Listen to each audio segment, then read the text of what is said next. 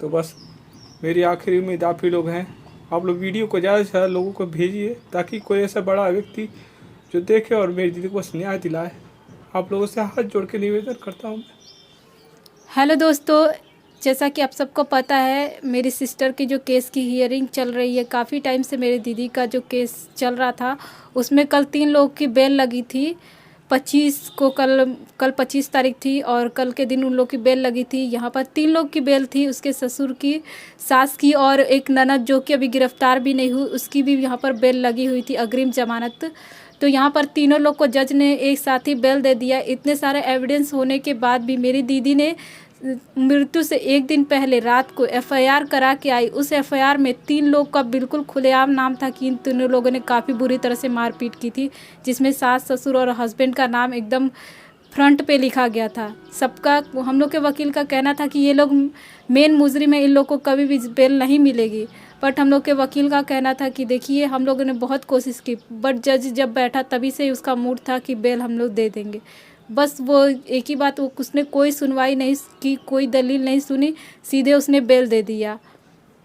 अब यहाँ पर देखिएगा, हम लोग की जब वकील से बात हुई तो उन्होंने कहा कि हम लोग सिर्फ कोशिश कर सकते हैं, बट जब जज ही ना सुने तो हम क्या कर सकते हैं। और पुलिस भी है तो आप जानती हैं स्टार्टिंग से ही पुलिस उन लोग के साथ दी है जो हमारे दीदी के ससुराल वाले हैं। आप सबको पता है वो लोग पैसे से काफ़ी ज़्यादा अमीर हैं। और मेरी दीदी की सास बोलती भी है कि हम लोग करोड़पति हैं, करोड़ों रुपए से हम लोग सबको खरीद लेंगे। मेरी दीदी का देवर है, उसकी जो देवरानी है, उसका जो भाई है, तो वो बोलता था कि मैं जज, पुलिस, दरोगा सबको अपनी जेब में लेकर घूमता हूँ, चुटकियों में तुम लोग को उड़ा दूंगा और किसी को पता भी नहीं चलेगा। तो देखिए भाई, ऐसे लोग को, और आज के डेट में वो इंसान पुलिस में है, उपेंद्र नाम है उसका, उपेंद्र। उस उपेंद्र ने मेरी दीदी को धमकी दी, उसका भी नाम है, बट वो सब क्योंकि वो सब जॉब कर रहे हैं, उन सब के खिलाफ़ कोई एफआईआर कुछ नहीं हो सकता है, हम लोग जानते हैं। और आज नहीं तो कल हम लोग को ये भी पता है कि सबको बेल मिल जाएगी। जब से हम लोग सुने हम लोग बहुत ज़्यादा दुखी हैं, काफ़ी ज़्यादा हम लोग रात भर रोए हैं, बहुत ज़्यादा टेंशन है इस बात की कि अब जो दीदी का हस्बैंड है सिर्फ वही बचा हुआ है, और नेक्स्ट हियरिंग में उसको भी हम लोग को पता है कि शायद बेल मिल जाए, क्योंकि यहाँ पर आपका एविडेंस कोई काम नहीं करता है। मेरी दीदी ने हाथ से जो लेटर लिखा उसे भी पुलिस ने इनकार, जो जज है उन्होंने इनकार कर दिया, उन्होंने हैंड राइटिंग टेस्ट के लिए भेज दिया। यहाँ पर जो वीडियो थी उससे इनकार कर दिया। तो कहने का बस ये मतलब है कि अगर जज को के दिमाग में है कि नहीं ये सब नहीं मानना है कोई भी एविडेंस, तो फिर आप उसको आई विक्टिम भी दे दोगे, जो आई विटनेस दे दोगे। वो अगर गवाह भी बोलेगा कि मैंने मर्डर होते हुए देखा है, तो भी यहाँ पे जज को कोई फ़र्क नहीं पड़ता है। ऐसी है हमारे देश की कुछ न्यायपालिका। और मैं आप सभी से बस एक ही रिक्वेस्ट करती हूँ कि अगर आपके साथ ऐसी घटना हो रही है, आप कभी पुलिस के पास ना जाए, ना कोई कोर्ट कचहरी कुछ ना करे। हर लड़की अपना फैसला खुद कर सकती है, और ऐसे लोग से कैसे निपटना है हर लड़की को आना चाहिए। मैं खुलकर नहीं कहूँगी, बट आप चाहो तो सब कुछ हो सकता है। अपने ससुराल का आप अत्याचार मत सहिए। और एक औरत अगर किसी को दुर्गा का रूप कहते हैं ना, जब ले लेना तो फिर अच्छे अच्छे लोगों की छुट्टी हो जाती है। तो ये ससुराल वाले कोई बड़ी चीज़ नहीं है। मैं ऐसे लोग को बहुत अच्छे से सुधार सकती हूँ, क्योंकि मैंने अपने दिमाग में ये बात सेट कर ली है कि इस टाइप के लोगों को कभी भी छोड़ना नहीं चाहिए। पुलिस के पास तो बिल्कुल ना जाए, और साथ में किसी का भी हेल्प ना ले। आप खुद ही सब कुछ कर सकती हैं। एक औरत चाहे तो सब कुछ, एक औरत जब ठान लेती है ना, तो वो दुनिया का कोई ऐसा नामुमकिन काम भी नहीं है जिसे वो मुमकिन ना करके दिखाए। सभी माताओं, बहनों, भाइयों से मैं, जो भी मेरी वीडियो को देख रहा है, मैं उससे यही चाहता हूँ कि बस मेरी वीडियो को मेरी दीदी की ज़्यादा से ज़्यादा लोगों में शेयर करें ताकि मेरी दीदी को न्याय मिल सके। जो भी भाई बंधु, सबसे हम लोग रिक्वेस्ट बस एक ही करते हैं कि आप लोग वीडियो को शेयर कीजिए। भाई मैं यही देखती हूँ यार, मैं बहुत रिक्वेस्ट करती हूँ। मेरी दीदी ने इतनी लड़ाइयाँ लड़ी, मैं इतना लड़ी हूँ, मेरा भी ना पुलिस साथ देती है, ना एसपी, ना दरोगा। यहाँ तक कि आप लोग कहोगे हम लोग छत्तीसगढ़ के जो भूपेश बघेल, उनके घर के बाहर 2 दिन तक बिना खाए बैठे रहे, वो भी हम लोग से नहीं मिले। पुलिस वाले सब बिक चुके, सबको पता है। हम लोग के वकील का क्या कहना, मैं उसकी भी छोटी सी ऑडियो लगाऊंगी, आप खुद सुनिएगा कि उन्होंने साफ साफ कहा है कि पुलिस भी आप लोग का साथ नहीं देना चाहती है, तो इसमें मैं क्या करूं। और जज भी अब तो नहीं सुन रहा है, तो हम लोग बस कोशिश कर सकते हैं। एक लड़की, मेरी दीदी क्या कुछ नहीं लिखी, अपने मरने से पहले एप्लीकेशन, एफआईआर सब कुछ हुआ। बस हम लोग को ये नहीं समझ आता कि इससे बड़ा सबूत हम लोग क्या दें कि एक लड़की चीख चीख कर सबसे कह रही है कि मेरी जान पे खतरा है, मुझे बचा लिया जाए।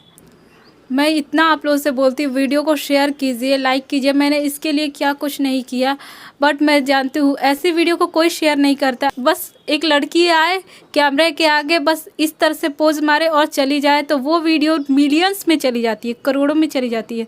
बट अगर कोई लड़की इंसाफ के लिए लड़ रही है, उसकी वीडियो आप लोग शेयर नहीं कर रहे हो।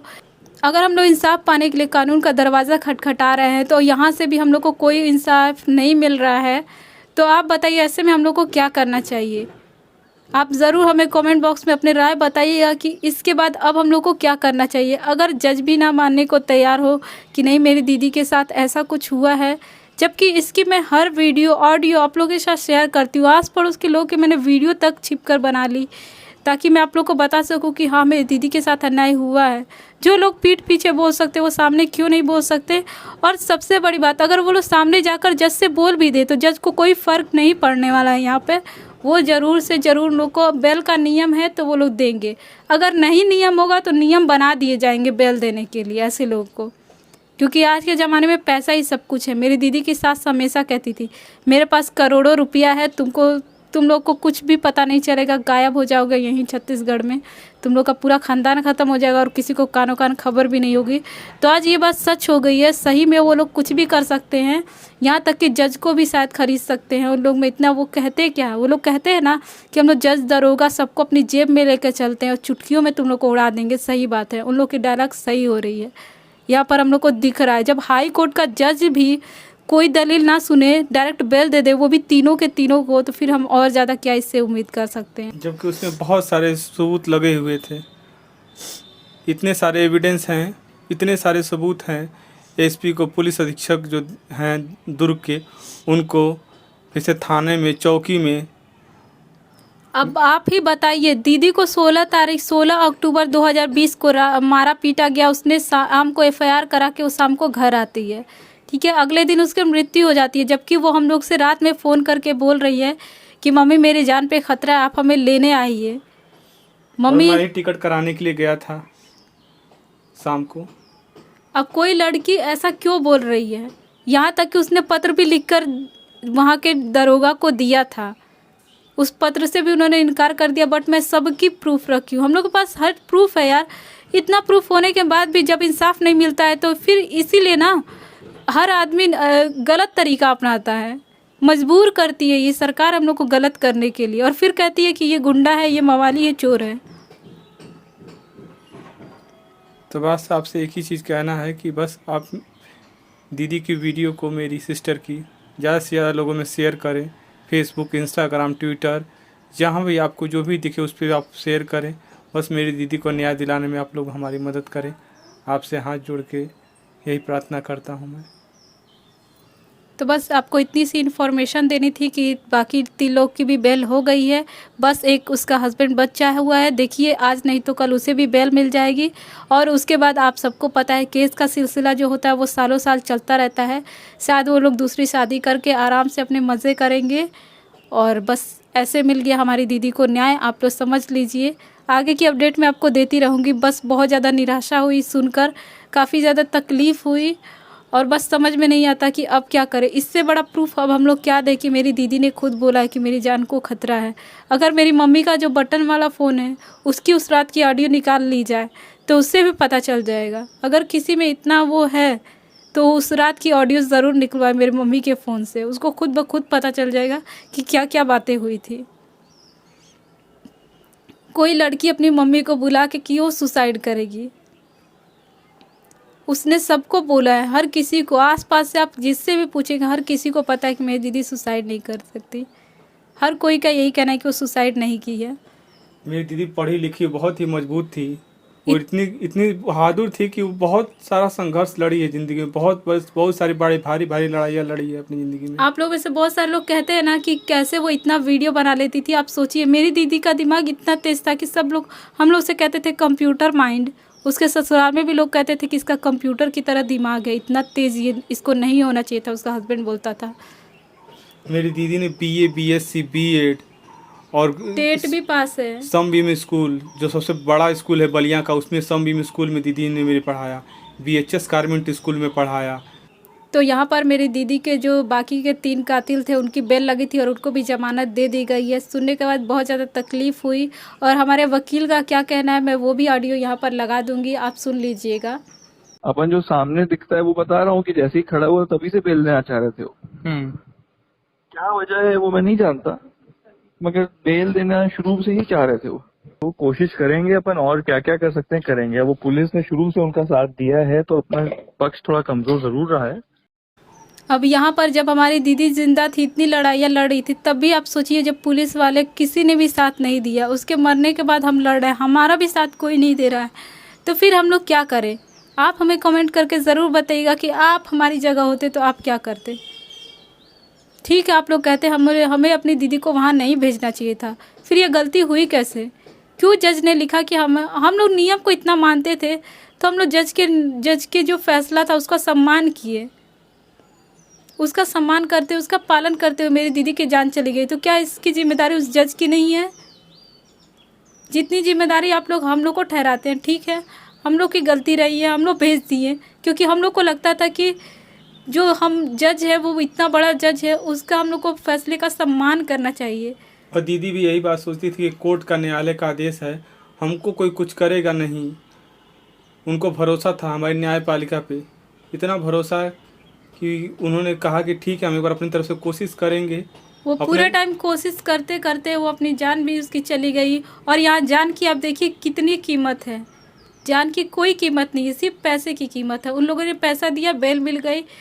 यहाँ तक कि सोचिए मुझे जब मेरी दीदी उन लोग को जब गिरफ्तार किया गया था, जो उसकी ननद थी वो तो अपने फरार थी, उसकी गिरफ्तारी हुई नहीं, तो हम लोग के वकील ने उस टाइम कहा कि इसमें अग्रिम जमानत नहीं होती है, बट अभी अग्रिम जमानत भी हो गई, सबको बेल मिल गई, केवल उसका हस्बैंड बचा है और आज नहीं तो कल उसको भी बेल मिल जाएगी। क्यों मिलेगी?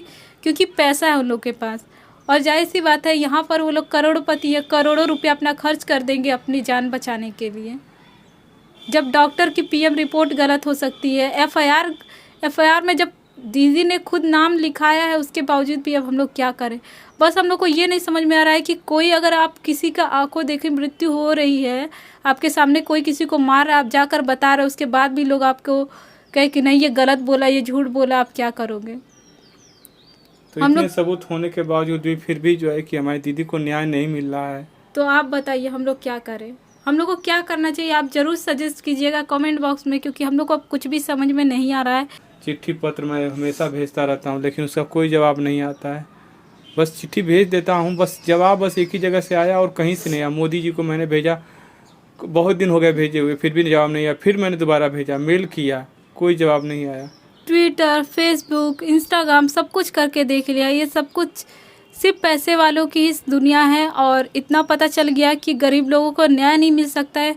तो अगर आप गरीब हो तो प्लीज़ आप केस बिल्कुल मत करो। आप खुद से सोचो कि आपको क्या करना है। आप कभी भी ना पुलिस के पास जाओ, सीएम पीएम कुछ नहीं मायने रखता, कोई नेता होता आपको कोई भी न्याय नहीं दिला सकता है। सिर्फ पैसा न्याय दिलाता है। पैसा ही डिसाइड करता है कि आप सच बोले हो या झूठ। अगर आपके पास पैसा है तो आपका झूठ भी सच हो जाएगा, आपका सच भी झूठ हो जाएगा। और आपके पास पैसा नहीं तो कुछ नहीं होगा। तो मैं सबसे यही रिक्वेस्ट करूँगी कि आप प्लीज़ गलती से भी न्याय के लिए जो कानून का दरवाज़ा होता है वो ना खटखटाएं, नहीं तो आपकी भी जान जा सकती है, जैसे मेरी दीदी की गई। अगर मेरी दीदी सहती, चुपचाप उस घर में पड़ी रहती तो शायद आज वो जिंदा होती, बट हम लोग के बीच होती। बस उसने न्याय का दरवाज़ा कानून का खटखटाया और यही उसकी मौत का कारण बना। अगर वो सहती, चुपचाप रहती, हम लोग जैसे इतने साल चुप रहे वैसे हमेशा चुप रहते, तो शायद वो जिंदा होती। पर अगर आप लड़ोगे तो आप मरोगे, ये सोच लो, क्योंकि आप अकेले पूरे सिस्टम से नहीं लड़ सकते। यहाँ पूरा सिस्टम ही पूरा एकदम करप्ट है।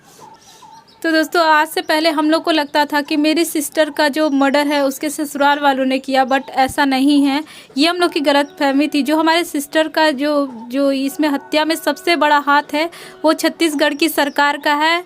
अगर सरकार कहे तो वहाँ पर भूपेश बघेल जी का राज है। तो मैं यही कहूँगी कि इनडायरेक्टली उन्होंने मेरी दीदी को मारा है और मेरे दीदी के कातिल वही हैं। तो प्लीज़ ऐसे नेताओं को आप बहिष्कार करें, ऐसे नेताओं को आप बिल्कुल भी सपोर्ट ना करें जो आपका निवेदन ना सुने। अगर हम लोग यूपी से गए, उनके घर के आगे भूखे प्यासे बैठे हैं तो उन्हें मिलने का टाइम नहीं है, क्योंकि हम लोग यूपी के हैं, हम लोग छोटे लोग हैं, हम लोग गरीब लोग हैं, उनके लिए कुछ नहीं है। पता नहीं कैसे जब वोट का टाइम आता है ना, मैं देखती हूँ गरीब बच्चों को भी जो ये नेता लोग होते हैं ना गोद में उठा लेते हैं। मैंने देखा था एक बार राहुल गांधी ने गोद में उठा लिया था, बाद में घर जाके 50 बार नहाए होंगे, साबुन से मल मल के कितना सारा स्प्रे लगाए होंगे। और शायद हो सकता है वो बच्चे को भी पहले से ही प्रिपेयर करके रखा गया हो कि इसी को गोद में उठाएंगे, भैया इसको नहला धुला के अच्छे से रखना, नहीं तो हमारे नेताजी गुस्सा हो जाएंगे, उनको इन्फेक्शन हो जाएगा। तो ऐसे होते हैं हमारे नेताजी। जब वोट लेना होता है तो आपके बच्चों को आके गोद में उठाएंगे और घर जाके 4 बार नहाएंगे और कहेंगे कि हम गरीबों के साथ हैं, हम गरीबों के मसीहा हैं, हम गरीबों को बचाएंगे। इन लोग का, नेताओं लोग का एक ही राज है, हम किस तरह से गरीबों को मिटाएंगे। यहाँ पर गरीबी नहीं मिटाई जाती है, यहाँ पर गरीबों को मिटाया जा रहा है। और यहाँ पर महिलाओं के लिए कानून नहीं बनाए गए हैं, महिलाओं को मारने के लिए कानून बनाए गए हैं, ताकि जो कुछ महिलाएं ये जो सह रही हैं घर में, वो ये झूठे कानून देखकर और कानून का दरवाज़ा खटखटाए और बची हुई ज़िंदगी मौत की नींद सो जाए। तो इसीलिए कानून बनाए गए हैं ताकि हर औरत मर जाए।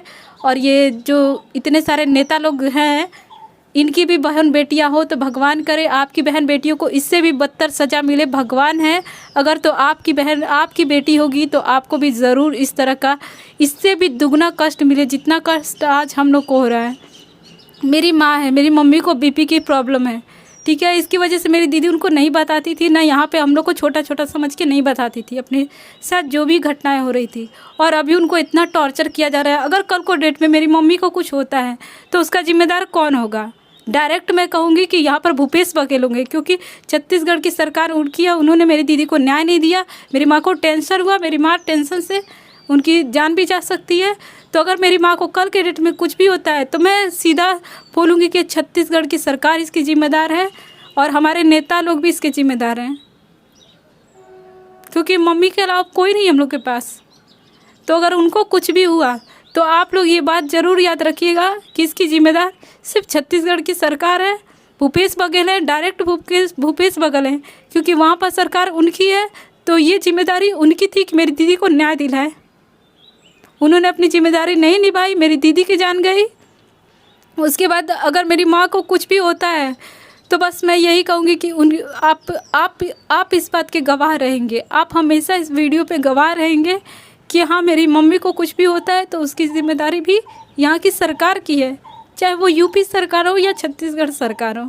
बट जो डायरेक्टली मैं कहूँगी कि मेरी दीदी की जो मौत के जिम्मेदार हैं वो भूपेश बघेल जी हैं, क्योंकि उन्होंने अच्छे से सरकार नहीं चलाई, महिलाओं को अच्छे से इंसाफ नहीं दिलाया। वहाँ का कानून एकदम घटिया और बदतर है। वहाँ पे महिलाओं के साथ आए दिन ऐसी घटनाएं होती रहती हैं। और जब आप जाओगे तो वहाँ पर ये बोला जाएगा कि ये यूपी नहीं है, यहाँ पे यूपी की तरह करप्ट सिस्टम नहीं है। बट वहाँ पर यूपी से भी बहुत ज़्यादा करप्शन फैला हुआ है। मैं आपको बता दूँ, यूपी में लोग थोड़े बहुत पैसे लेते हैं, बट वहाँ करोड़ों में डील चलती है। हम लोग बोलते हैं ना, जो छोटे छोटे लोग रहते हैं वो हज़ारों में रिश्वत लेते हैं, बट वहाँ लाखों और करोड़ों में लिए जाते हैं। बस फ़र्क इतना है, यानी करप्शन वहाँ बहुत बड़े पैमाने पर है, इधर छोटे छोटे होते हैं, इसलिए ये गिनती में ज़्यादा हो गए। बट वहाँ एक ही बार में पूरा एरिया ही करप्ट हो गया है, पूरा छत्तीसगढ़ ही करप्शन में है। तो बस आपको ये इन्फॉर्मेशन देनी थी। हम मिलेंगे किसी और वीडियो में, तब तक के लिए